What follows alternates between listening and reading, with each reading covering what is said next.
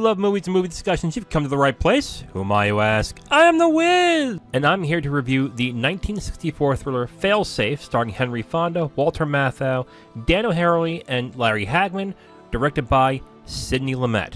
Now, before we start, Kim was supposed to be on this review. She fell ill throughout the weekend, so she is unable to make it. We hope she feels better for next week. We hope Kim feels better. Sidney Lumet. Sidney Lumet's an interesting director. He wrote and directed some really good films, some really memorable films. Right off the top of my head, 12 Angry Men, Dog Day Afternoon, Serpico, Network. I think The Verdict is another one of his. But Failsafe is one that generally doesn't get talked about too much. And it probably has a lot to do with the fact that it was released the same year that Dr. Strangelove was released. And there's a very interesting story between the two of those, and it basically comes down to this. Failsafe was being made around the same time that Kubrick was doing Dr. Strangelove. Kubrick then sued the production of this movie to get it to stop because the plot lines were so similar. In fact, if you really talk about the plot line of Failsafe, which we'll get to, they are incredibly similar. So I could understand why maybe Kubrick was a little miffed at this. The only difference between the two of them is that Failsafe plays it very seriously, whereas Strangelove is very comedic. They settled out of court, and I guess one of the settlement conditions was that Dr. Strangelove got to release first. And that really helped in its favor because everybody remembers Dr. Strangelove. But it just feels like not a lot of people remember Failsafe so much. So I guess that is by design, by how the settlement was done.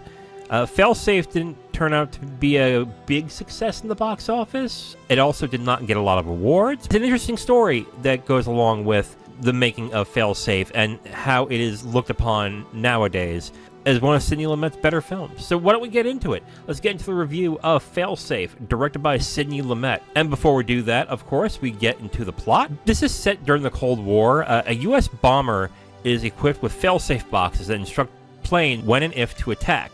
During one of their runs, a malfunction happens during a routine check, which causes those planes to head towards its destination of Russia to bomb Moscow.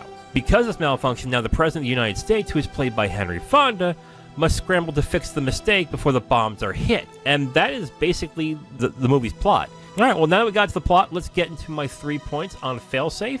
And my first point is strangely minimal but intense. One of the things that is interesting about this movie is that it does a lot of intensity with very little. There isn't a lot of action in this movie. You're not seeing a lot of gunfights, planes moving, things like that. You are in the perspective of these military men and of the president who is trying to find out what is happening out there with these planes.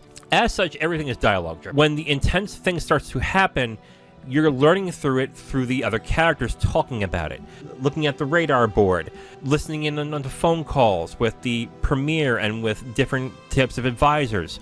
It uses this very minimal sense to create this intensity, and it works really well because the performances are really good to carry this film on, which will get to my second point, which is the excellent cast. The cast is really good in this movie. I couldn't find a weak cast member in this movie. Some highlights are, I would say, Dan O'Herlihy. I would also say the President of the United States, played by Henry Fonda, is very good.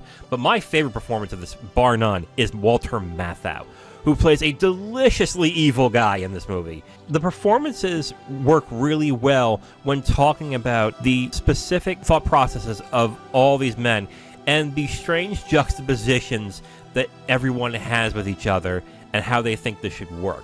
Which we'll get into my third point, which is it is a philosophical story about war. What's really interesting about this movie are the juxtapositions and the way that people think when it comes to war and it comes to certain things that have to be done to dominate and to be a superior nation.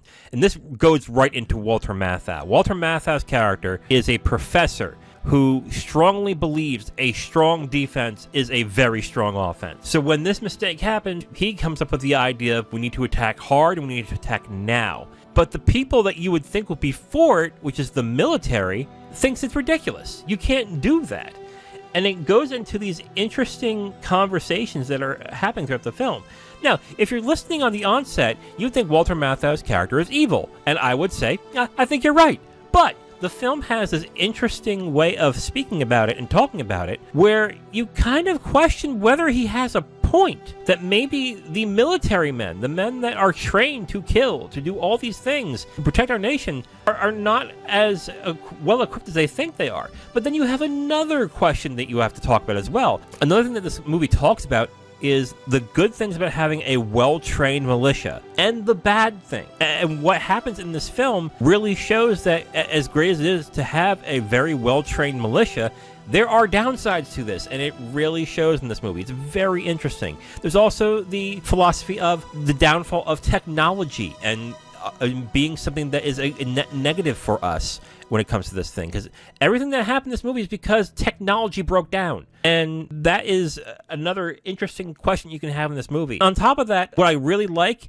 is I don't think any question is dominated as much as another question in this movie. After I watched this film, the first thing I resonated with was, of course, the juxtaposition between the military men wanting to go dovish and the intellectual want to go hawkish in this movie. You go into the thought process of other things in this film that really stick out, and I thought that was really interesting that the film went there with this movie. And I don't think you could have gone there if this was a less serious movie, even though I will say that I think Strangelove is a better film, but for different reasons. But we'll get into that one. Okay, so who do I recommend this for? I recommend this for people if you like dialogue-driven movies, and I mean dialogue-driven movies. Everything is dialogue in this movie. Everything is spoken in this movie. So if you need action, if you need something to happen on screen to excite you, and you hear dialogue-driven, you're like, maybe you want to steer clear of that. I'd also recommend this for people if you like films that delve into the gray. This movie does a fantastic job showing how sometimes the more brutal thinking that you can have might actually be the right way of thinking things. There's also the talk about whether being as hawkish as they are is actually a bad thing and why. It doesn't answer the question for you, but it does inherently show what the cause and effect of having these types of thoughts are.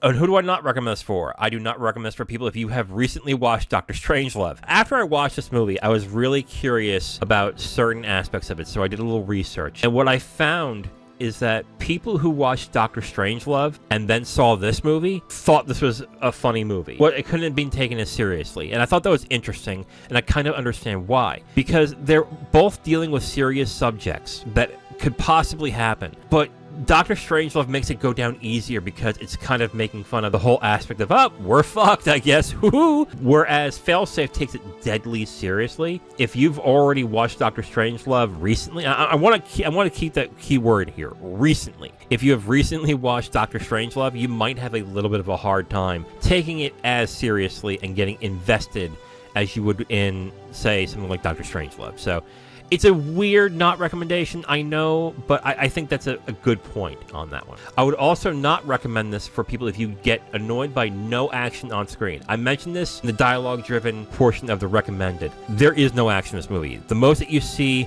of fighter planes fighting and everything is on a radar screen. If that bores you to tears, I think maybe you should avoid this movie. You're missing a great movie, but I would say avoid that. Overall, I do recommend Failsafe. I think this is a very good film. I think even a great film. The intensity of which everything plays on the subject matter is really well done in this movie. I think the performances are great. I especially liked Walter Matthau. I was surprised by how good Walter Matthau was in this movie. I know he's a good actor, so I'm not surprised that he's a good actor in this movie, but just how well he plays evil in this movie. If you want an interesting performance of him in this, I would say definitely check this out. In regards to whether I like Dr. Strangelove or this better, I would give the edge to Dr. Strangelove, but I think this is still a really good movie. So if you haven't watched Dr. Strangelove recently and you want to see a serious version of that story, I would say definitely check out Failsafe. It is a really good movie, and I would highly recommend. Now, if you want my full review on this movie, you can go to my website at IamTheWiz.com. You'll have my full written review right on the site, along with a link to the video that has this review that you've just listened to. Thank you for listening to this review. If you want to know what we're reviewing in the next couple days, you can look on the screen right now to see what's coming up next. If you like what you heard, go ahead and leave a like on this video. If you want to discuss your opinion on the film or the review itself, please leave a comment. And if you want to hear more subscribe to the channel. Thank you again for listening. I will talk to you next time.